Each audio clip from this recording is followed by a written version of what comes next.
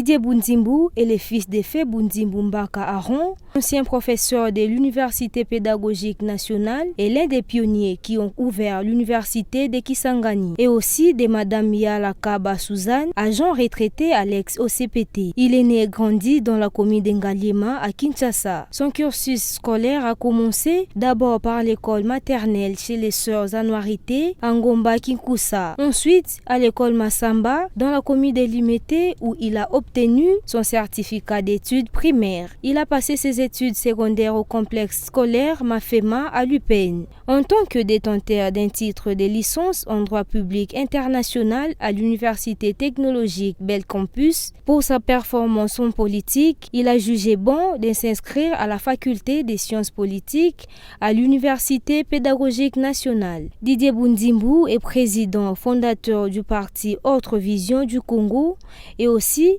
président de la dynamique Fachi. C'est depuis 6 ans déjà qu'il s'est lancé activement en politique. Son début en politique a commencé aux côtés de messieurs Didier Moumengi, l'ex-ministre honoraire de Nzé-Laurent Désiré Kabila. Actuellement, Didier Bounzimbu a été nommé ministre des hydrocarbures du gouvernement de l'Union sacrée de la Nation, qui sera dirigé par le Premier ministre Jean-Michel Sama Lukonde. L'ordonnance présidentielle portant nomination de ce gouvernement a été lue le lundi 12 avril 2021 par les porte-parole du chef de l'État à la RTNC. L'autorité morale du parti politique Autre Vision du Congo est parmi les rares ministres du précédent gouvernement qui ont été reconduits. Au sein du gouvernement Ilunga Ilunkamba, Didier Bounzimbu était vice-ministre de l'enseignement primaire, secondaire et technique. À noter que ces nouveaux ministres étaient considérés par plusieurs observateurs et analystes politiques comme celui qui veillait à la matérialisation de la gratuité de l'enseignement de base, un des projets prioritaires du président Tshisekedi. Le parti AVC, dont il est l'autorité morale, est allié à l'Union pour la démocratie et le progrès social. L'ONG Action pour les innovations vertes a lancé officiellement son réseau environnel. Cette table ronde s'est inscrite dans le cadre de promouvoir le leadership féminin au sein de la jeunesse congolaise. La plateforme va œuvrer dans la promotion des actions novatrices des femmes agricultrices. Les initiateurs de cette bande attendent apporter un plus dans l'atteinte des objectifs de développement durable des femmes congolaises ainsi qu'à améliorer la qualité de l'environnement et la santé. Dois-je donner mon argent, plus de $20, pour 500 grammes d'un poisson qui a nagé dans les eaux du Canada, pendant qu'il y a des centaines de millions de poissons qui nagent dans notre fleuve. Et il y a des gens qui font exactement la même chose, fumer le poisson. Le projet lancé à ce jour mettra en valeur l'expertise et les réalisations des femmes dans l'entrepreneuriat et diverses innovations. Au cours de cet atelier, quelques personnalités du pays ont partagé leurs expériences professionnelles avec ces femmes agricoles avant de renforcer leurs capacités. Les pêcheurs congolais sont victimes d'atrocités de la part des marines ougandaises sur les lacs Édouard. Aimé Mukanda, député de cette localité, demande l'intervention du gouvernement congolais pour rétablir de l'ordre car, selon lui, c'est un lac partagé par les deux pays. Nous signalons que 15 moteurs hors bord ont été aussi emportés, mais ces moteurs appartenaient aux pêcheurs congolais. Nous signalons que c'est sous le silence des autorités provinciales et nationales. Nous voulons voir l'administrateur du territoire de Rutshuru, nous voulons voir le gouverneur de province du Nord Kivu, nous voulons voir les chefs de l'État s'impliquer pour que les 7 km qui est volé dans le lac Édouard, dans le parc national de Virunga, être récupérés, puisque trop c'est trop, 7 km c'est trop. Nous voulons voir ce patrimoine national être récupéré. L'insécurité dans cette zone de navigation handicape les activités de pêche de la population des Kafinyongé et Katindi Port qui vivent exclusivement de cette activité. Les Ougandais nous ont mis par terre. Beaucoup de pirogues sont détenues en Ouganda, beaucoup de moteurs hors bord sont détenus en Ouganda, appartenant à nos pêcheurs congolais. Au moins des billets de 37 millions de dollars sont détenus en Ouganda, une perte énorme. Nous voulons voir la justice faire son travail pour que le matériel des pêcheurs congolais qui sont détenus en Ouganda soit remis, puisque les frontières de la RDC et l'Ouganda ont été déviées par les Ougandais. pour dire les limites entre la RDC et l'Ouganda ont été modifiées à déviation de la rivière Ishasha, non loin du village Nyakakoma, côté nord-est du lac Edouard. C'est dans le groupement de Binza, chefferie de Boucha, territoire de Rutshuru. Selon la marine ougandaise, les pêcheurs congolais ont violé la limite lacustre entre les deux pays. En croit les députés Aimé Mukanda, les problèmes se situent à un autre niveau. Ils plaident pour que les lacs soient balisés afin de bien déterminer la limite lacustre entre l'Ouganda et la RDC. La République démocratique du Congo connaît une toute première maison construite en bouteilles plastiques. Située dans la ville-province de Kinshasa, précisément dans la commune urbano-rurale de Maluku, cette maison est bel et bien habitable. Nous avons fait les déplacements du lieu pour nous en rendre compte. C'est différent d'autres maisons parce qu'il n'y a pas plus de la chaleur. Nous d'ailleurs, on n'a pas besoin de climatiseur. Donc même sans climatiseur, vous pouvez toutefois être là même pendant la journée, la nuit. Donc ça c'est bon. Si nous soutenons ce projet, donc je crois à la longue qu'il sera toujours la belle. 50 jours ont suffi pour construire cette première maison avec 15 000 bouteilles et plus de 50 tonnes de sable. Elle contient 2 chambres, un salon, une cuisine et une salle de bain, chose qui attire la curiosité du voisinage. C'est pour la première fois que je vois une telle maison.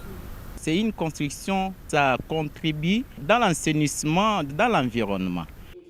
Cette initiative de Martin Kabaluapa est une démarche moins coûteuse qui vient contribuer au développement du pays et au respect de l'environnement. À en croire les constructeurs, cette maison en bouteille résiste contre les intempéries et a une durée de vie de 100 ans. Le mois de mars n'a pas été qu'un simple slogan ou un moment d'épargne, mais aussi un temps de défi pour le regroupement des femmes de Kwango dans Rehoboth. Préoccupée au plus haut point par la déforestation qui bat son plein dans l'air mulier, cette dernière s'organise dans la fabrication des briques adobe dans le but de la construction afin de lutter contre la coupe abusive des bois dans leur province. Problème ni tozanango. La plupart bandako biso tozanango ana kenge eza bandako ya mabele ya banjete. Bandako banjete oyo kala banjete baza kokende kokata oyo eza kopesa mbinzo ya mikwati les chenilles oyo toza kolia les chenilles ya mikwati oyo ya bie wana banjete wana nyonso tellement bakata esila so bato mususu population pe eye lisusu ebele na bango bauti bamboka ya kati koya population wana eye bandaku ekomi mukie bandaku ekomi mukie sikoyo ekomi kosala ke non bato bakende kokata banjete neti mimenga bakati yango babengi nzete stick taillé donc bakomoteka sikoyo mwatu banjete o nzete moko 2000 sikoyo ti mutu atonga ndako akotonga ngo na combien de nzete. Solange Kamanda, coordonnatrice de ce regroupement de femmes dans le Kwango, a par la même circonstance évoqué certaines problématiques de ce coin du pays. O eza zamba, eza isobe te, mais so ekomaki esobe. Pona kaka banjete nde bazokata banjete, bozomona ke zamba ezosala nini efe ya moto wana ezokota zamba ezosila.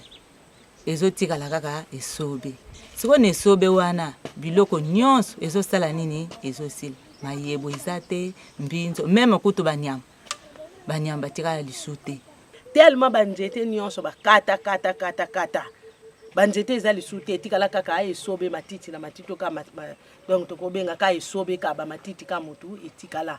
Toza na posa ke non lelo tokoma na makoki ya kolona banjete ebele neti espace ya ngai o ezosenga pena ke non tolona banjete ebele we kosala ke zongisa zamba ndenge na uteki koloba déjà ke non to perda mayebo to perda bambinzo oyo tokoki kolia lelo soki banjete ezongi to perda pe we ezali ata bampuku ebele. Signalons que la dégradation des écosystèmes dans le Kingi s'accentue au jour le jour, hormis les menaces sérieuses et permanentes des érosions. Renforcer les capacités de ces journalistes à l'écriture environnementale et faire la mise à jour des concepts et techniques environnementaux, c'est l'objectif que s'est fixé le promoteur d'un média environnemental dénommé EnviroNews RDC, qui a réuni son équipe pour la formation.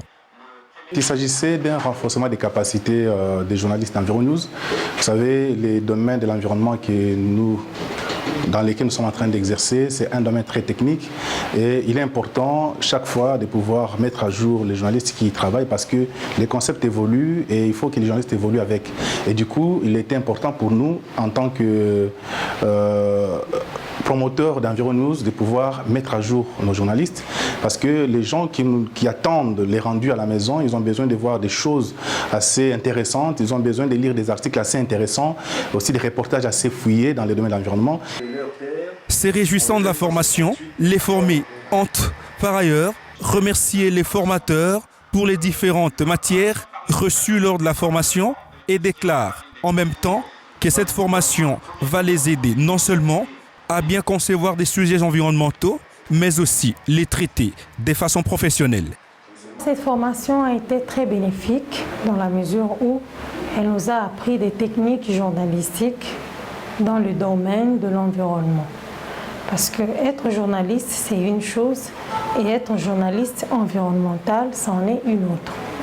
Nous savions certes comment traiter les infos, comment les collecter, comment rédiger un papier, mais précisément dans le domaine de l'environnement, nous ne savions pas exactement comment nous y prendre. Mais aujourd'hui, nous avons quand même des notions sur comment traiter une information environnementale.